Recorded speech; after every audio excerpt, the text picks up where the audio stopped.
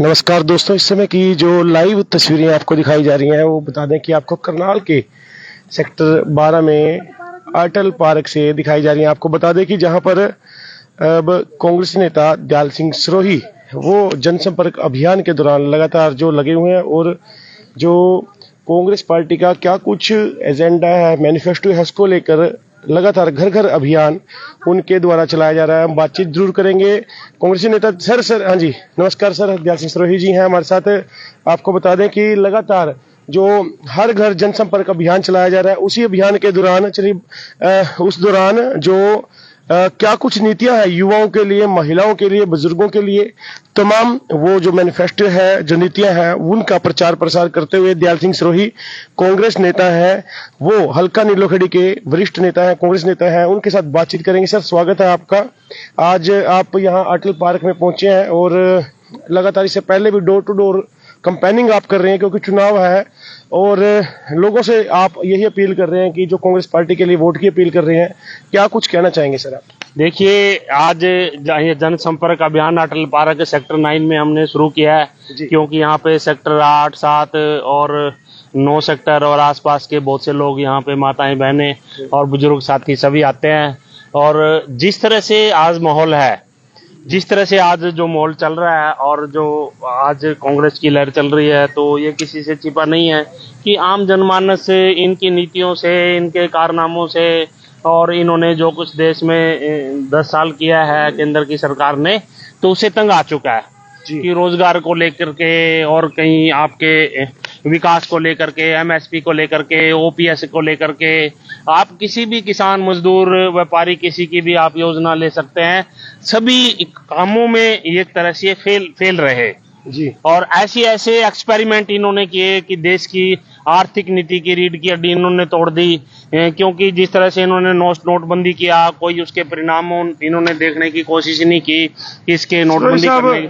आप इतनी बात कह रहे हैं, देखो बात करें, चलो मैं पहले तो ये बात करता हूँ कि जो राजीव गोंदर है उन्होंने भी आज ज्वाइन कर लिया। इससे पहले जो आजाद विधायक थे उन्होंने भी कांग्रेस की जो समर्थन दिया है, उससे क्या देखिए, यहाँ पे जो विधायक थे नीलोखेड़ी के, उन्होंने भी दिया है और मामू राम गोंदर के जो बेटे हैं उन्होंने भी दिया है। और इस तरह से आप कई सरपंचों की बात करो, नगर पालिका सदस्यों की बात करो, काउंसलर की बात करो, कई दूसरी पार्टियों से अभी जो आ रहे हैं, तो ये किसी से छिपा नहीं है क्योंकि 10 साल में जिस तरह से काम हुए, वो व्यक्ति और अकेली पार्टी कुछ नहीं कर सकती जब तक जन संपर्क और जन समर्थन ना मिले। क्या लगता है इस तरह जो आप आज ये पंपलेट्स दे रहे हैं पार्टी के, और इससे कुछ फर्क पड़ेगा लोगों तक, जो जानकारी पहुंचेगी इससे कुछ क्या लगता है? देखिए, इससे बिल्कुल जानकारी पहुंचेगी कि आज जिस तरह से पूरे प्रदेश में आज ज्वाइनिंग हो रही है, आज भी इतनी ज्वाइनिंग हुई, प्रदेश लेवल पे हुई। और आप कहीं भी आप चले जाएं महेंद्रगढ़, आप चले जाएं भिवानी, आप चले जाएं गुरुग्राम में, आप चले जाएं रोहतक, फिर आप करनाल आ जाएं, तो कांग्रेस के पक्ष में लहर चल रही है। मैं कहता हूं कि इनको अपने आकाओं को सच बता देना चाहिए, बीजेपी के लीडर को, मनोहर लाल खट्टर जी को, नायब सैनी जी को, कि अपनी हाईकमान को बता देना चाहिए, सच छुपाना नहीं चाहिए। क्या सच बता देना चाहिए? सच ये बता देना चाहिए कि भी कांग्रेस की सीटें आ रही है 10 की 10 हरियाणा में, और झूठ को कब तक चलेगा? क्यों अभी 25 तारीख आने वाली है, उसके बाद 4 जून भी आने वाली है, इसलिए इन्होंने अपने आकाओं को बता देना चाहिए कि हरियाणा की 10 की 10 सीटें कांग्रेस के पास, इंडिया गठबंधन के पास। अगर बात करें तो भारतीय जनता पार्टी है, वो कहते हैं कि उन्होंने कहते क्या किया भी है, धारा 370 हटाई, राम मंदिर बनाया, और उन्होंने और इस तरह के जो आयुष्मान कार्ड योजना लेकर के आए, डिजिटल इंडिया, ये योजना भी है, जनता इनको भी देखेगी। कैसे देखें आप? देखिए, डिजिटल इंडिया की बात करते हैं, ये झूठ से थैले भरे हुए हैं, लोगों की जेबें झूठ से भरी हैं, 9.5 साल 10 साल, और वो झूठ से जेबें जो भरी हुई हैं, झूठ से थैले जो भरे हुए हैं, उन जेबों को और उन थैलों को लोग कहाँ खाली करें? वो खाली करने का मौका ढूंढ रहे हैं लोग। क्यों 10 साल जिस तरह से प्रचार के पोर्टल के नाम पे प्रचार करके रखा, कहीं प्रॉपर्टी आईडी, कहीं फैमिली आईडी, तो ऐसे अलग अलग तरह के जो चीजें हैं, तो वो इन्होंने की और नए नए एक्सपेरिमेंट किए।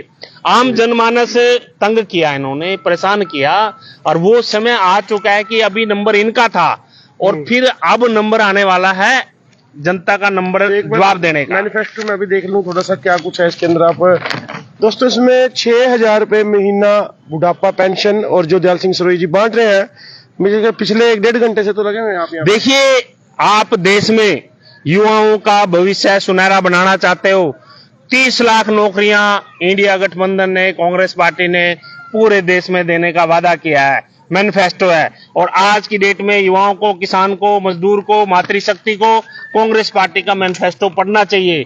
उसके अलावा 2 लाख नौकरियां हरियाणा में देने का वादा किया है कि हरियाणा में 2 लाख नौकरियां देंगे। और इसी तरह से चाहे सिलेंडर 500 रुपए की बात करो, ओपीएस की बात करो, और चाहे आप किसान के मूल्य की बात करो, आप अनेक मुद्दे ऐसे हैं कि जिनको लेकर के आप और हम चल रहे हैं, तो वो ये सब आने वाले टाइम में इनको उसका हिसाब देना पड़ेगा। अब हिसाब बराबर करने की बात आगे साहब, मुद्दों के साथ ये बताइए कि काफिला और जनता समर्थन जो है जनता का दिव्यांशु बुद्धि राजा लोकसभा के उम्मीदवार है, कैसा नजर आता है? दिव्यांशु बुद्धि राजा को समर्थन मिल रहा है, चाहे आप गांव की बात करो, चाहे आप शहर की बात करो, चाहे आप कस्बे की बात करो, हर जगह समर्थन मिल रहा है। अब ये अपने दिल को थोड़ा थोड़ा खुश कर रहे हैं कि शायद हमें ग्रामीण एरिया में वोट नहीं मिलती, ये मांगने जा भी नहीं रहे हैं, और शायद हमें शहर में ही वोट मिल जाए, शायद कहीं ना कहीं हम मुकाबले में आ जाएं। साहब, आप इतने मतलब हल्के में ले रहे हैं, मनोहर लाल खट्टर मुख्यमंत्री रह चुके हैं, मौके पर नायब सिंह सैनी मुख्यमंत्री हैं,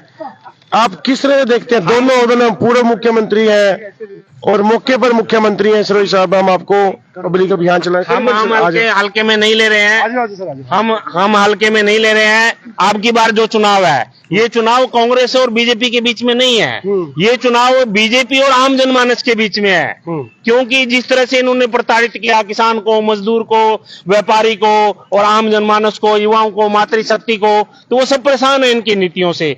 तो ये आप ये मत कहिए कि हल्के में, जनता सीरियस है, जनता देख चुकी है 10 साल में।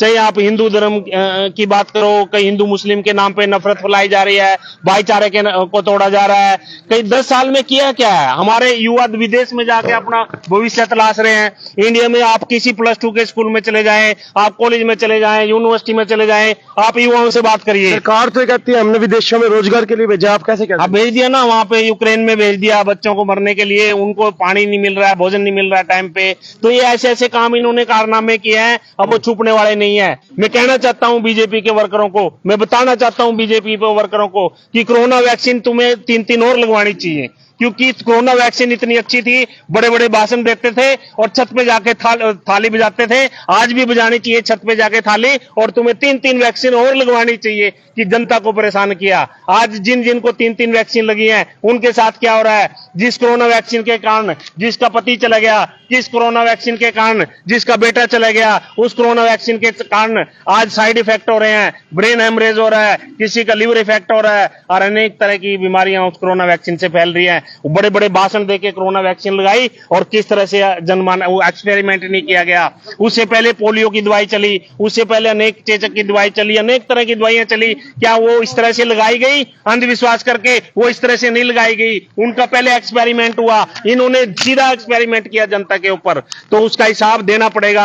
आज नोटबंदी का हिसाब देना पड़ेगा, जीएसटी का हिसाब देना पड़ेगा, युवाओं को रोजगार क्यों नहीं दिया उसका हिसाब देना पड़ेगा, रेलवे क्यों बेचा, एयरपोर्ट क्यों बेचे, उसका हिसाब आज जनता को देना पड़ेगा। कहीं न कहीं आपकी जो बातें हैं, लेकिन मैं आपसे ये सवाल करना चाहता हूं कि भाजपा जो पार्टी है वो 400 पार की बात कहती है, और 400 पार का आंकड़े को आप किस तरह से देखते हो? 400 पार का जो गुब्बारा है उसमें जनता ने कील ठोक दिया है, और वो कील नीचे आके गुब्बारा फुरफुर करके नीचे दब गया है। अब वो दिखाई भी नहीं देता कि वो गुब्बारा गया कहां, वो ढूंढ रहे हैं लोग उसको, उस गुब्बारे को।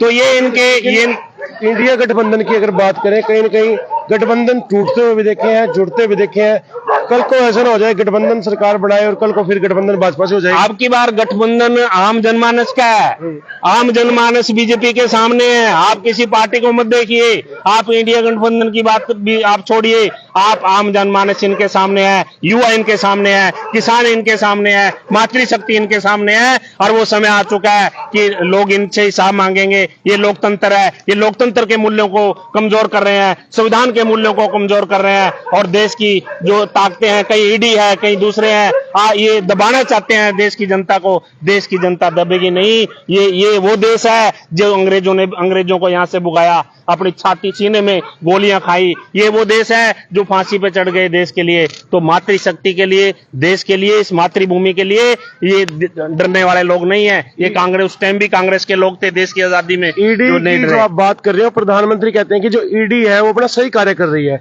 चाहे अरविंद केजरीवाल बेशक आज अंदर गए हो, लेकिन प्रधानमंत्री कहते हैं ईडी अपना काम कर रही है। हाँ, बिल्कुल सही काम कर रही है। जो उनकी मदद कर रही है तो उनको तो सही लगेगा ही। जब ईडी उनकी मदद करती है तो उनको लगेगा कि भी हाँ सही काम कर रही है, उनके इशारे पे काम कर रही है। अनेक एजेंसियां हैं और भी कई एजेंसियां जो उनके इशारे पे काम कर रही है। तो आज मातृशक्ति, युवा, किसान, मजदूर सब इनके कारनामों को जान चुका है, समझ चुका है, और समय आ चुका है कि इनसे बदला लेने का। और आम जनमानस 25 तारीख को इनको वोट करेगा और इनको समझ में आ जाएगा कि देश को कैसे खराब किया जाता है। कमर कसी हुई है, दयाल सिंह सरोही है। और आपको बता दें कि दयाल सिंह सरोही आज पार्कों में भी घूम रहे हैं और घर घर पर घूम रहे हैं। तमाम जो लोग हैं, जो सीनियर सिटीजन लोग हैं, महिलाएं हैं, चाहे युवा है, उनको ये जो पंपलेट है, जो नीतियां हैं, उसका भी प्रचार प्रसार जरूर कर रहे हैं। क्योंकि दयाल सिंह सरोही नहीं, सब नेताओं ने लगभग कहीं न कहीं जरूर कमर कसी हुई है। कहीं न कहीं किसी भी लेवल पर ये नहीं चाहते कोई